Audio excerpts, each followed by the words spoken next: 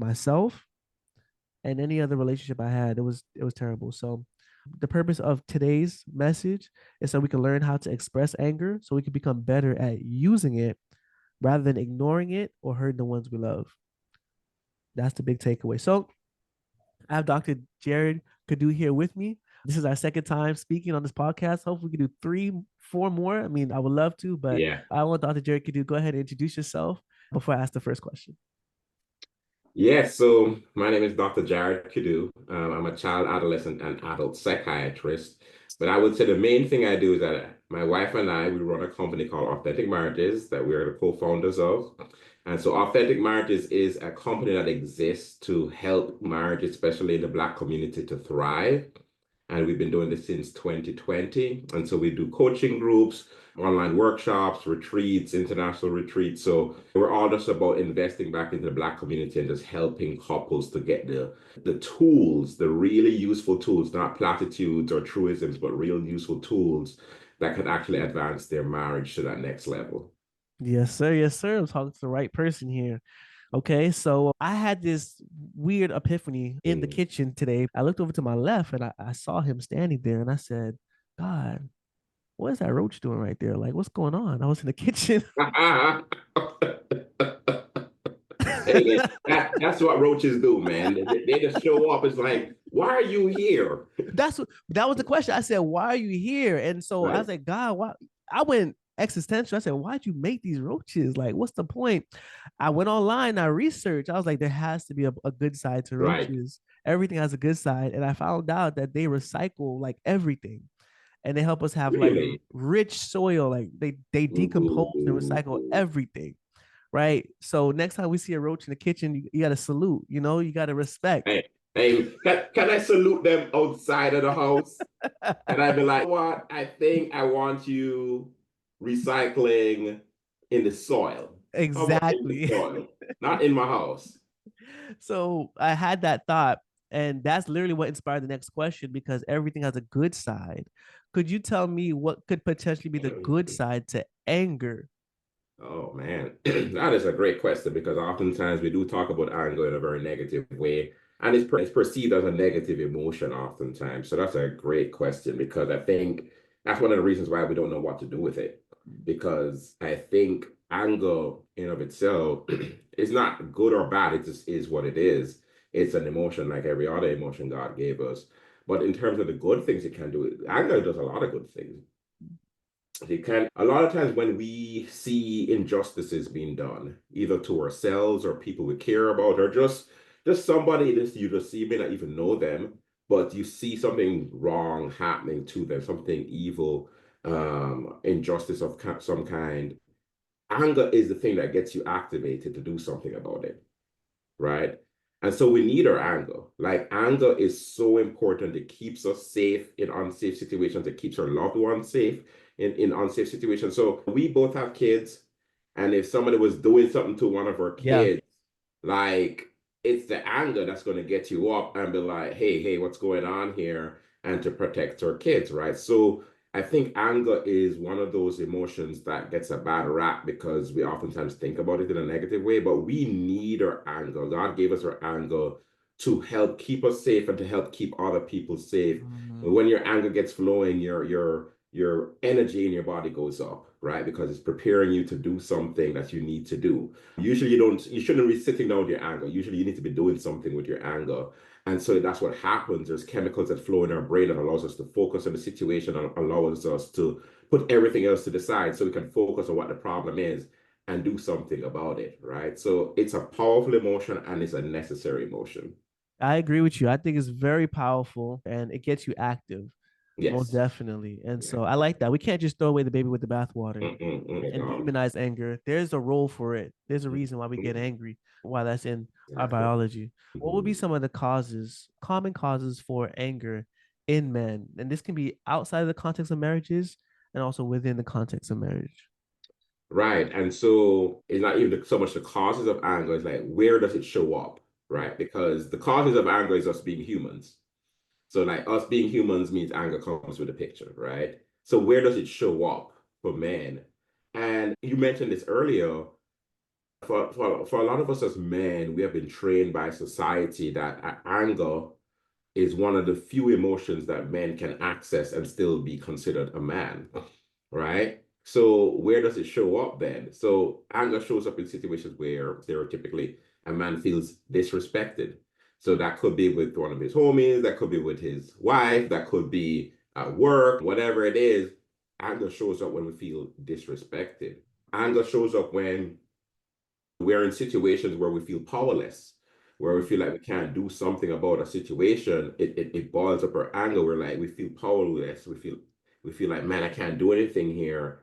And that is so like, in many ways, unfortunately, because of how we view it as a society, in many ways emasculating, where we don't feel like a man. So I feel angry. I'm raging against that feeling of just feeling like, man, I'm not even a man. I can't do anything about this situation, right? And Yeah, then anger can also show up, interestingly, whenever we are made to feel other emotions that we don't want to feel, that's right? good. Yeah. And that happens a lot in relationships, right? And so, for example, we talk a lot about this in our coaching group. For example, when men, stereotypically, it's not always men, but men, a lot of times when their wives are crying, right, we kind of get irritated. And I say that irritation is in the solar system of anger. Like it may not be like what you think about as anger, but it's a form of anger, right? Mm, It's in that solar system. And we get irritated because oftentimes we define ourselves as men as our ability to do things well, especially when it comes to our spouse to make them feel good. And so if our wife is crying, yeah, that means I'm failing as a man, yeah, right? And so now I'm frustrated after a while because if, let's say I'm trying to make you stop crying by making you feel better, whatever, it's not working and you're still crying, right? Then now I'm like, I'm doing everything I can do to make you feel good and you're not feeling better. Now I start to get frustrated at you because your tears make me feel less than. mm, And so my irritation starts to rise. yeah, Because yeah, that emotion, I can't deal with your tears. I can't deal with your sadness. yeah. Okay, wow, that was powerful. I like those three ways angers can show up, especially the last one, right? Almost as a cover up emotion for a different emotion. A lot of times for me, it's embarrassment, Yes. right? I can't really tell you I'm embarrassed. The first thing I'll say is I'm angry, but it took a lot of time to be able to go Hmm. through and properly identify the emotions that I'm feeling, secondary emotions, the real emotions that anger is trying Hmm. to hide. Okay, this is good. So you talked about the social factors that contribute to men displaying anger, like that being the only socially acceptable emotion they can show. A secondary question to that: are there any biological factors that make men more prone to anger compared to women, Yeah. or no? Yeah. And I mean, I think this kind of applies to men and women, but some people temperamentally just get angry more easily. Mm, Like literally, like that's just within their DNA. They just get more angry more easily. Their fuse is shorter than other people's mm, fuses. Point blank. They didn't do it. They didn't cause it to be that way. That's just who they are. mm, Because anger occurs through a complex cascade of neurochemicals flowing in our brain mm. that manifest in anger, right? And so, where do those neurochemicals come from? How are they produced? Well, they're produced based on what's in our DNA. Our DNA has the coding for those things. And so, for some people, even as babies, they will show they when they cry, they'll cry angry, right? You notice some kids cry angry, Yeah, in for certain sure. situations, Yeah, I you didn't even. know? That's so interesting you say that because my daughter, my first daughter, is a rule Yeah. follower. My second daughter is a thug. I'm telling you straight up, man. Like we call it Jamaican rage. It's like I didn't know that could be passed down, but it feels like it, man. It feels like she doesn't play games. Right, yes. I'm not here for it. I'm not the one to be tried, right? Since she was like 1 years old, she's been putting her hands on people, and I just Oh, man. she's been That's putting her hands on people, and I just don't know where. I mean, I feel like it came from my side of the family, honestly speaking. right, right. They'll talk about the fact like anger runs in their family, Uh huh. right? Uh And huh. some of that is socialized, but I do Uh-huh. think some of that is biological. Yeah. And I really do think, I mean, it's complex, but I do think for some people, really, like in their genes, they're just more likely to get angry. Yeah. Because I mean, there's other things too, right? So there's day-to-day things, lack of sleep, Yeah. stress, Yes. frustration, Lack of exercise even makes you more irritable, right? Nutrition, if you're not eating right and you're moody, that's going to cause you to be more likely to get angry, Yes, you're you right. know? Everything that we do in our life affects us. And I don't know why sometimes we think we can disconnect from so many things and operate the same way, which Mhm. means we feel like we can not get enough sleep and be the same person, not eat the right food and be the same person, Mhm. right? And we feel like we can not get out there in nature or not associate with community and still be the same person. But Yes, the way we've yeah, been wired is that we need the community, we need the right nutrition, we need the right sleep.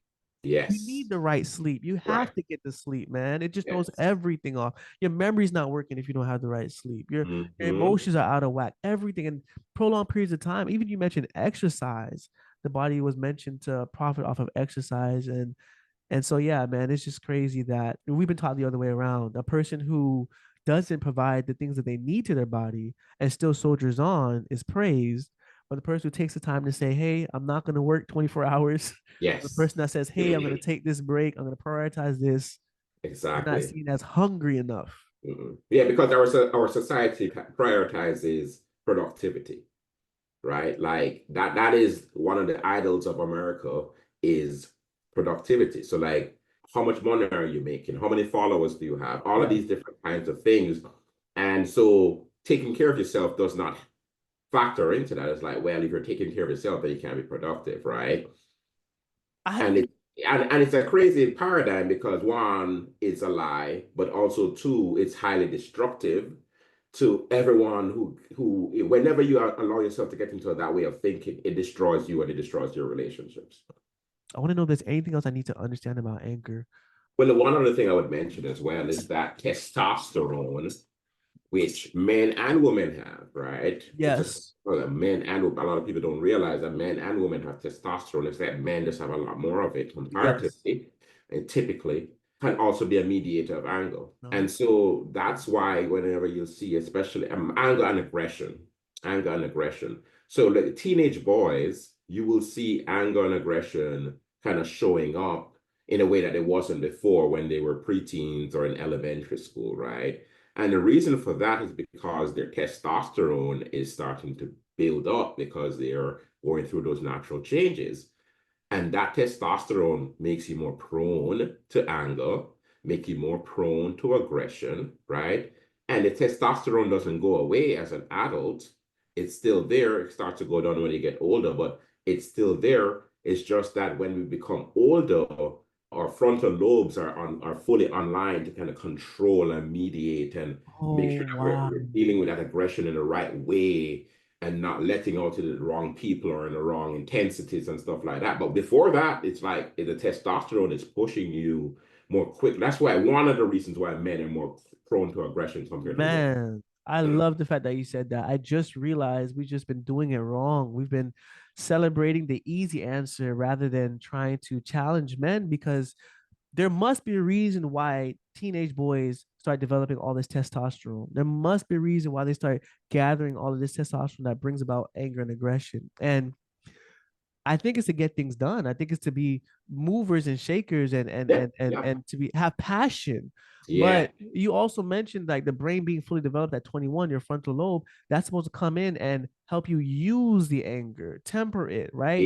Like a yes, person forging a sword in the fire, you're supposed to be making use of the anger. But in reality, I see society, men are being praised for pure aggression, just pure oh, yes, anger, just yes. And it's being equated with manhood, right? it is. We're equating not the restructuring of anger and the utilization of anger. We're talking about raw anger is being associated with being a good businessman, Mhm. aggression. Now we're Right, disrespecting our women. Now we are set claiming and doing all this other stuff with our aggression exactly. and and our anger when we were supposed to it was supposed to be the fire in our bellies that we're supposed to Hmm. tame and know when to use, right? And I want to talk more about that. So let me ask one more question. We can move on to dealing with the anger, okay? Sure. Because we I think we did a good job of discussing it. How can men recognize the early signs of anger before it escalates? Great question. And I think the key word there is the recognition, right? Because I think a lot of times It's interesting. Sometimes when we're working with couples, my wife and I, we'll hear women say that their husbands seem either they don't seem to have any emotion or they Yeah. seem or they seem irritable all the time, right? And the man is like, what? Like, I'm not irritable all the time. What are you talking about, right? The way I look at it is like lava and magma, right? So lava is what comes out of the volcano, right? But the magma is what is flowing underneath the surface of the ground. And without the magma shooting up through the volcano as lava, you won't get the lava. And so a lot of times we pay attention to the flow of the lava coming out of the volcano and the Mm. explosive flow. It's like that's what we're paying attention to.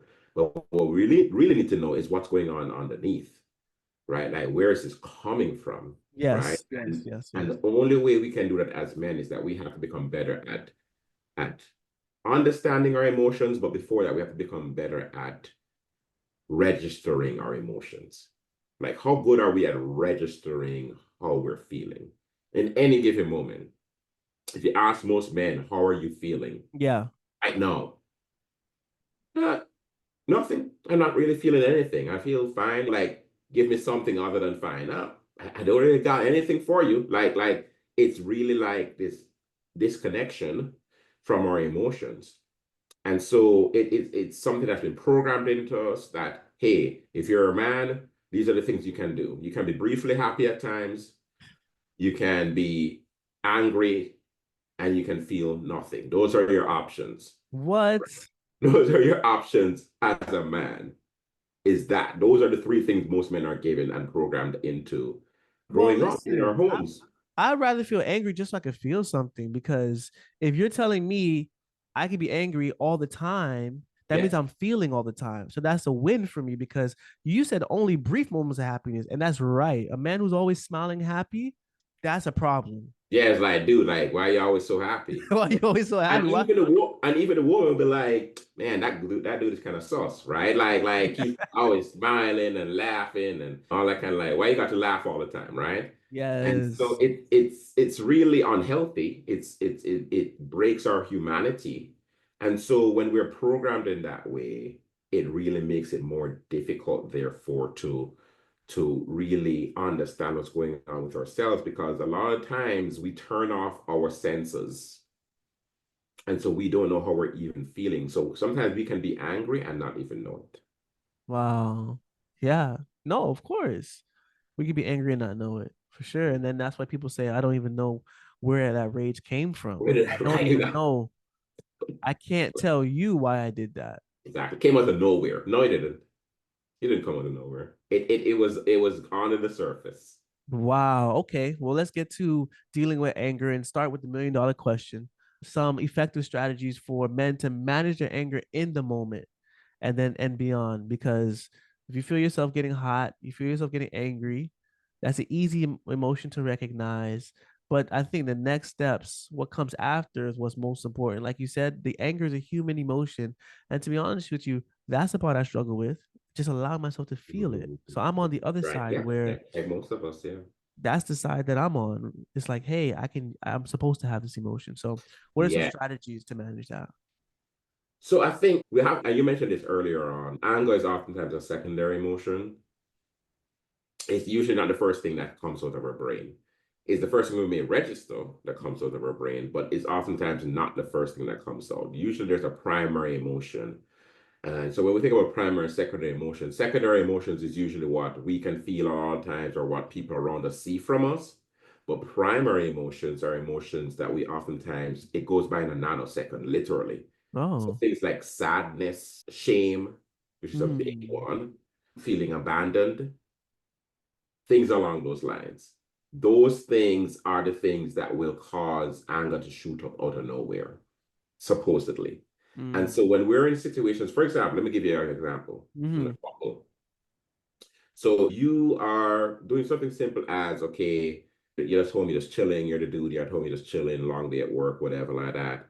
And then your wife comes up to you and it's just like, hey, did you remember to pay this bill? Mm.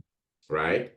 And in your life, you're like, of course, yeah, I did. Like, and a part of you is irritated when you say that. Like, yeah, of course, yeah, I did, right?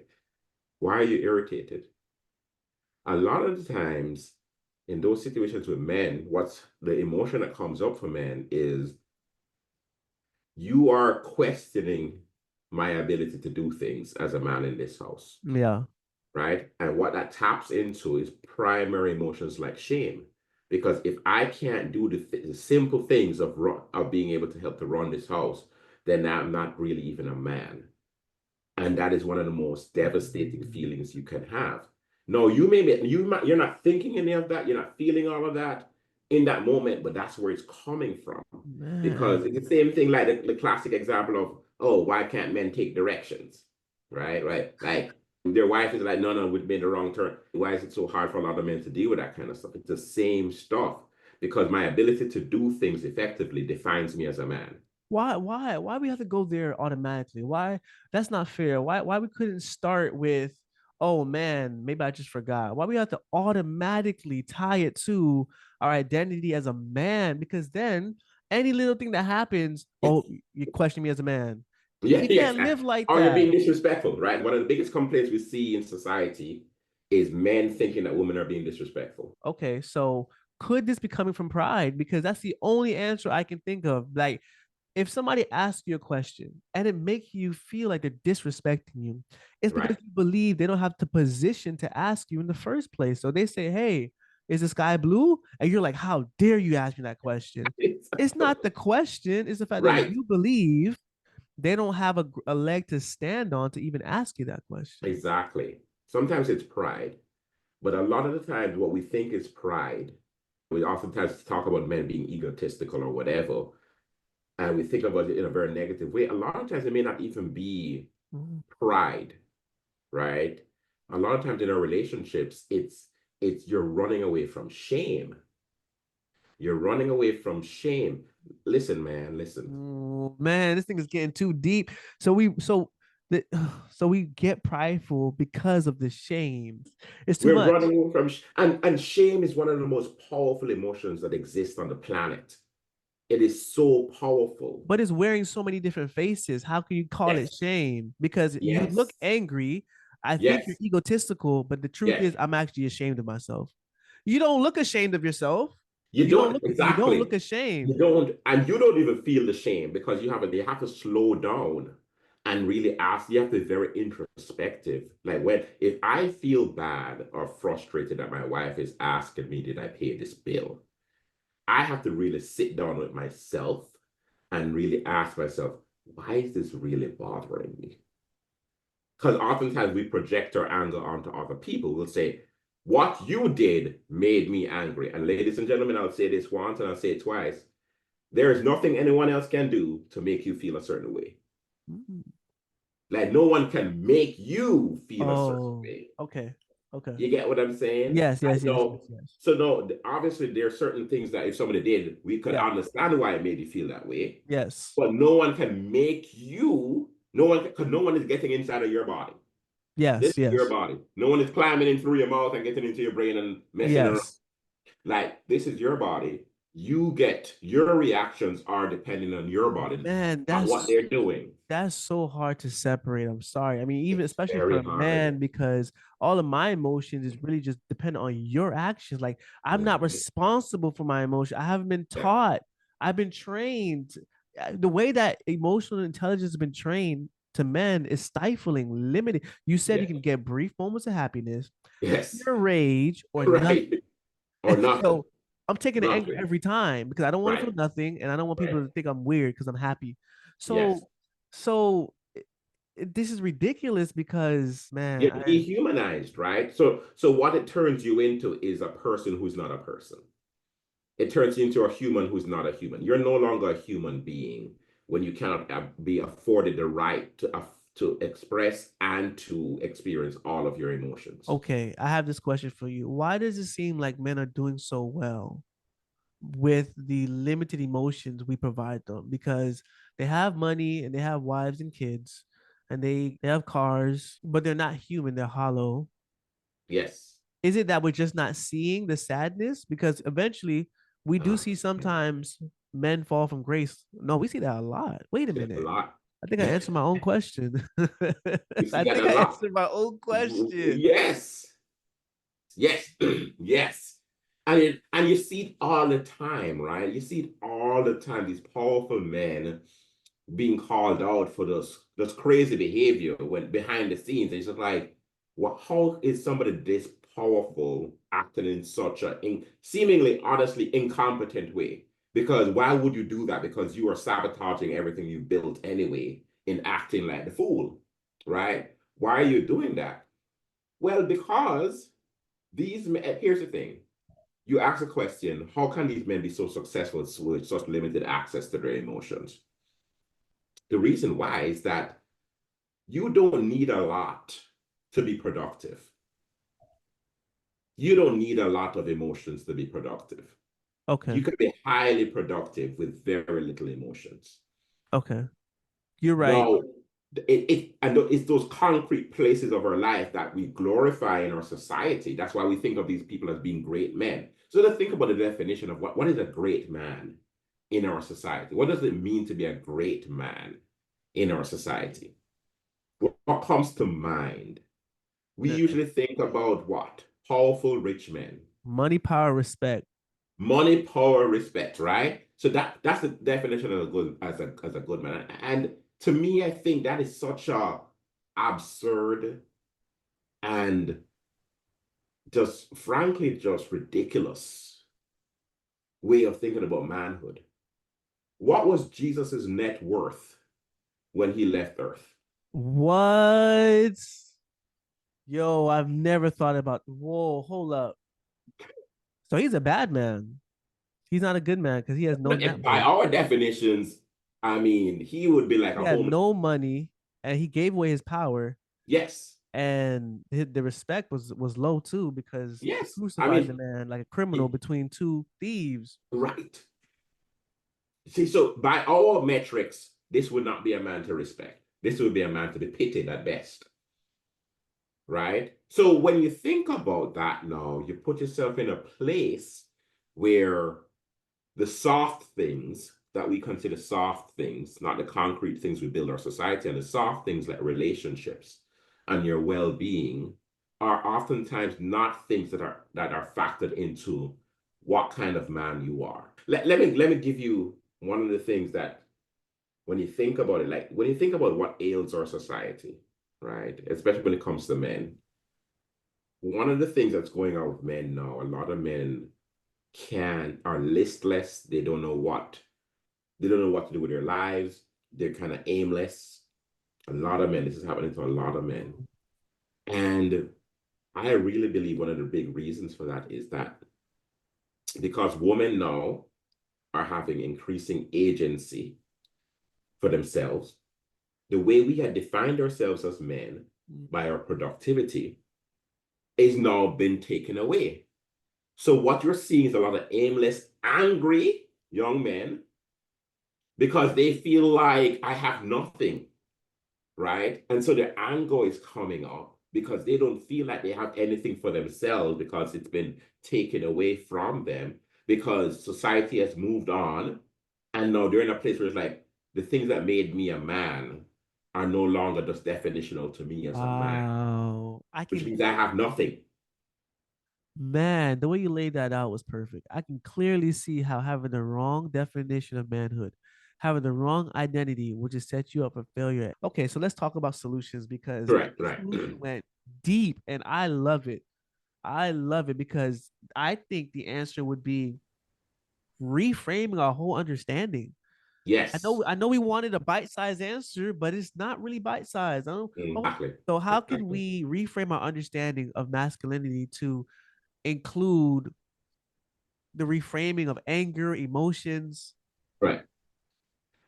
Man, listen, it's not an easy thing because I think firstly, we really have to start recognizing what's been done to us, right? So there's been a programming that has happened for a long time that in certain ways served us, but in many ways is increasingly taking from us, right? And what does it mean to be a man?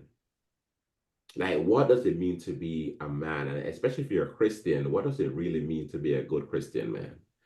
Right?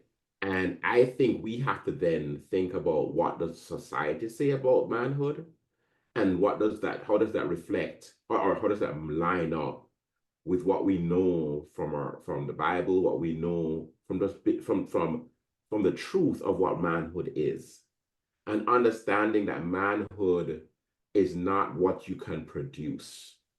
Manhood is not about how much dollars you have in your bank account, or how many followers you have online, or whatever metrics of dominance you're looking at. It goes far beyond that. As men, we are supposed to be the leaders of our home. We're supposed to be the caretakers of our home. We're strength comes from your ability to protect those around you. Mm. And I'm not talking about physically alone. Like, yes, physically, yes, if somebody approaches my family, I'm going to step up, do whatever I need to do. And I may or may not be successful, but I'm going to do my best to protect my family, right? Mm. But that is one of the things that's highly unlikely to happen anyway. So outside of that, if it's just talking about physically protecting my family, then okay, cool. But that's not going to happen almost 99 times out of 100. Yeah. So what else you got, right?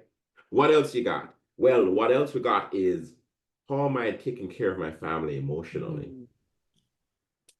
How am I protecting my kids? How am I protecting my wife? How am I pouring into my kids? How am I pouring into my wife? How am I pouring into other men around me who I know are struggling? Like, manhood is about protecting the people around you.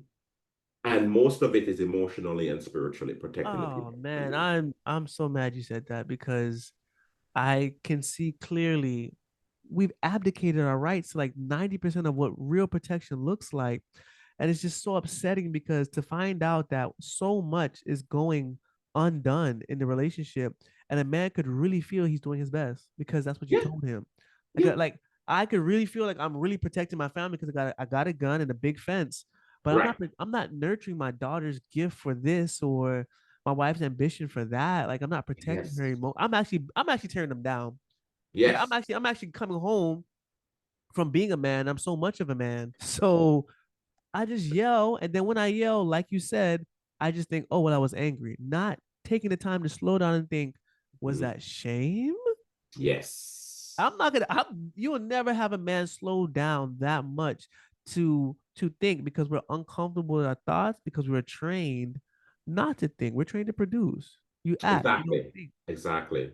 And it's upsetting to see the whole game laid out in front of me like that. Because if we keep going the way we're going, Yes, we're going to be aimless producers of whatever they want us to produce. Like we're gonna yes. The they'll society, trick us into believing we're successful. But in reality, we are building their master plan. We're cogs in a machine exactly. who feel liberated. We feel Yes, free, but we're in our own little cages yeah. that we climbed into. We climbed into those cages. We put the shackles on ourselves, right? We put those shackles on our wrists, and we put it on ourselves in the name of what we thought was liberation of being this masculine alpha male.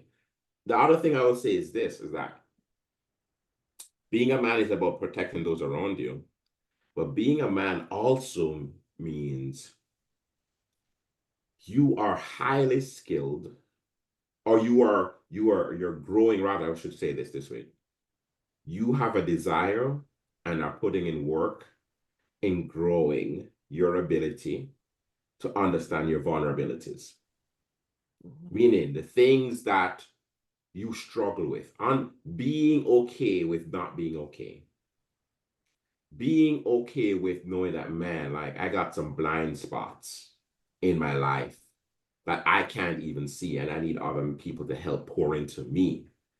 Understanding that interdependence gets you much further as a man than independence, right?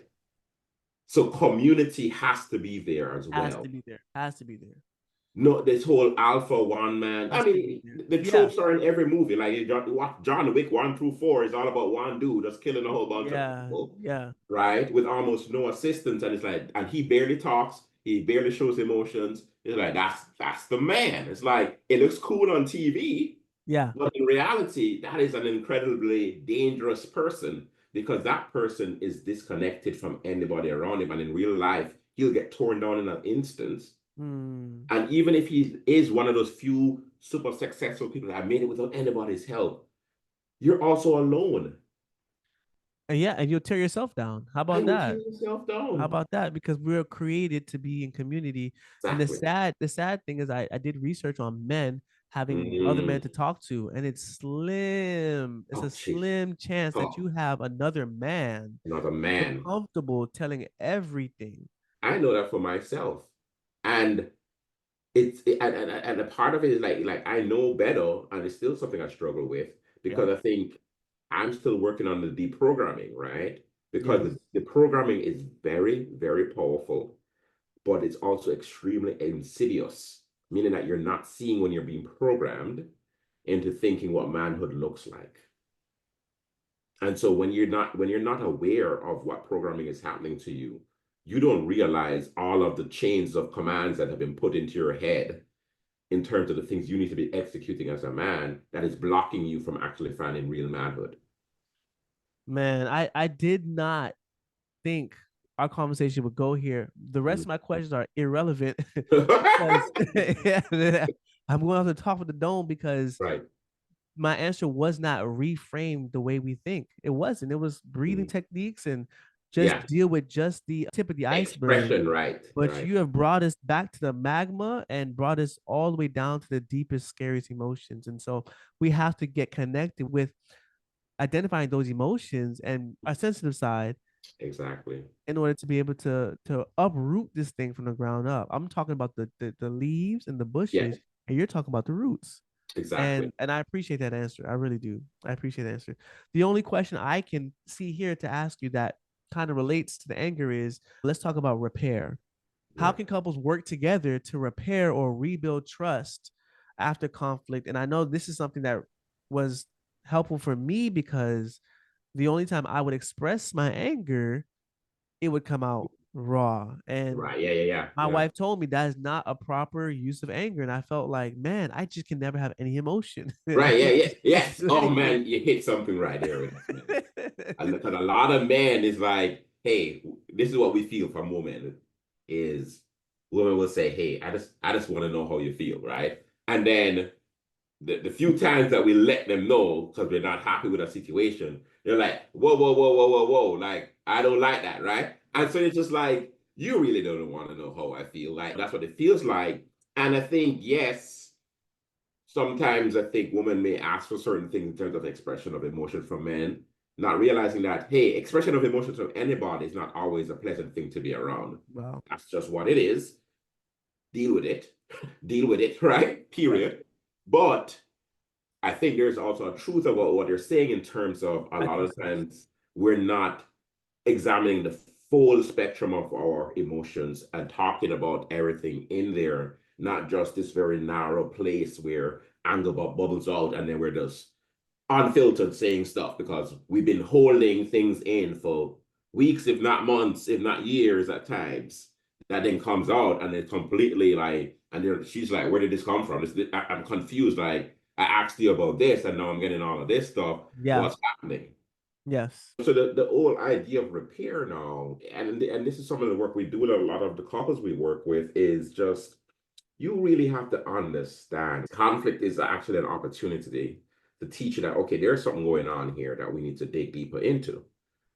And not just like figure out like, hey, what were the details of what it is we're arguing about? But I didn't say this, and you said I said that, but I didn't say no. That's not what we're talking about. Like going Yeah. back and going back to the scene of the crime to figure out what was said when and what. No, that doesn't help anyone. No. Or to say, well, let's just get to the truth, and once we get to the truth of what we said, then we'll know what to do. It's like no, that's not how we work as humans. As humans, we're not primarily cognitive beings. As humans, we're primarily emotional beings. We don't recognize that. We use our intelligence to justify our feelings a lot of the times. And so we don't understand that what makes sense to us doesn't make sense to our partner. And we think they're crazy because our emotions are driving our intelligent conversations, not realizing that, hold on, I'm talking to my wife and I think this makes a lot of sense and I'm being perfectly clear, but she doesn't understand my emotional world was Mm. driving how I'm feeling, Yeah. what Yeah. I'm expressing. Yeah. She doesn't understand it because I don't understand it, right? Because I haven't done the work to sit down to be like, okay, cool, I'm angry. Why am I angry? What was going on inside of me that made me angry? And it's not about what she did or didn't do. It was about what was the feelings that was driving it. The primary emotions like sadness, abandonment, fear, shame. Tap on this. Was there any of that going on there? Like, I'll take out emotion wheels and be like, hey, this is an emotion wheel. Let's go into different quadrants of this. And like, what were you feeling here? Okay, not this quadrant. Okay, cool. Let's go here. Okay. Oh, somewhere here. All right. What was it? Okay, what word? What variation of sadness was going on here? Or what variation of feeling like my wife didn't show up for me or what didn't have my back? Okay, cool. All right. So was it that she really didn't have your back? Or in that moment, that's how you felt, right? So your Mhm. wife said, hey, listen, we haven't had sex in a few weeks or in a few months or whatever it is. And she's like, hey, we're doing it tonight, whatever, cool, cool, cool. And then you come home from work, you get the kids to bed, all that, like, all right, cool, cool, cool. And then now you go in the bedroom and your wife's asleep. And you're like, you got to be kidding me, man. Like, no, no, I'm mad. But what did I feel before I felt mad? Mm. I probably felt sad because I was wanting to connect with her. I probably felt alone. I probably felt almost abandoned because, like, hey, when I got married to you, what I said was like, what I'm basically saying is that you're the only person who can fulfill me in this realm of sexuality. And when that doesn't happen, I don't have anywhere else to go. And when it doesn't happen in the frequency I like or whatever it is, it feels like you're not taking care of me in that area. So yes, I'm frustrated and I'm angry, but what I'm really feeling before all of that is I'm feeling sad. I'm feeling abandoned. Like you're abandoning me because I need you to nurture me in that way, and you're saying no or whatever. Or it looks like I know, but she fell asleep, right? She fell Yeah. asleep. Yeah. The feelings it engenders is real. That I felt abandoned by Wow. you. And so now the next day we're having an argument about the fact that you don't keep your word and all that kind of stuff. Yeah. Yeah. Yeah. Instead of talking about like, man, like last night I kind of felt sad and I kind of felt alone. Man, I just I can't fix my mouth as a man to say Yeah. I'm sad. Like Oh man. every time you say it, I'm like, "Ah, don't say you're sad. It's a Stop hard saying thing. it. It's a Don't say you're hard sad. You can't be that sad. You can't right. express that. You cannot.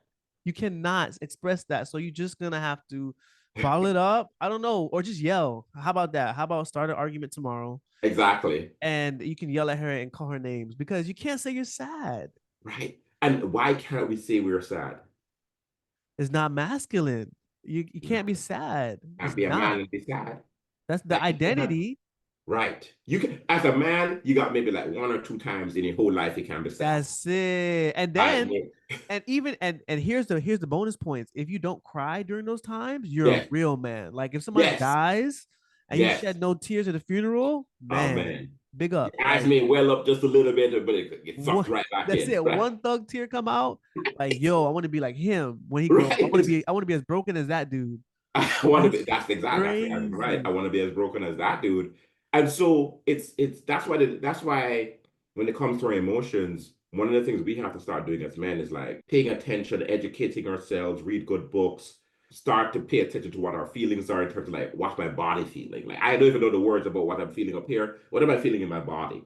Things like that, being aware of those things to start the conversation. But just talking to our wives about the fact that, hey, the truth is, a lot of times I don't know how I feel.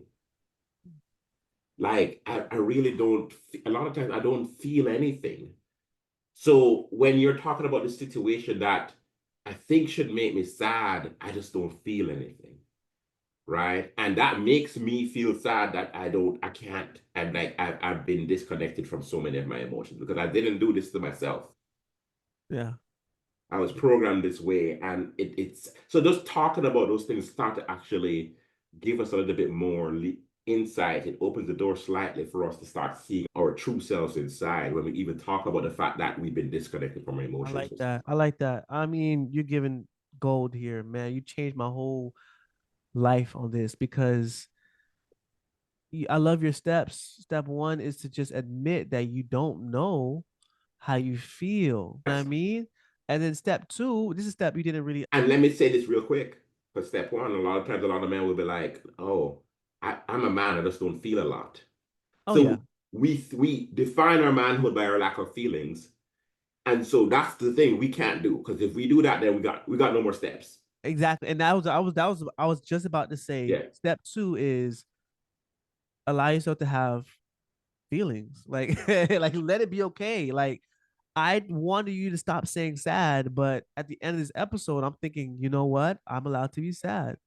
Like allow yourself to have more than one emotion, which is Right. anger, brief moments of happiness, and then Right. nothing. Like allow Right. yourself that full spectrum, that full feelings wheel, because that's the third step. Once you allow yourself to have the emotions, now you want to start identifying them, like practice, like figuring out, Yes. oh, this is what that emotion feels like in me. And it's crazy because there's people who's going to be 30, 40, 50 doing this for the first time. There's gonna be Yes. people who are like, oh, this is what like anticipation feels like. I didn't know that's what it was. Like, but I've been feeling this Exactly. every Christmas or whatever. So allow yourself to feel that emotion, Mhm. even expressing to your wife. And I think it's important to express to her, I don't know how I feel. I think it's gonna help her be patient with you because Yes. this is something for her. At least what society would say, typically, I would say women Yeah. are more in touch with their emotions and have the permission to express them, and have Yes. permission to have a wide range. So it may be frustrating for your wife.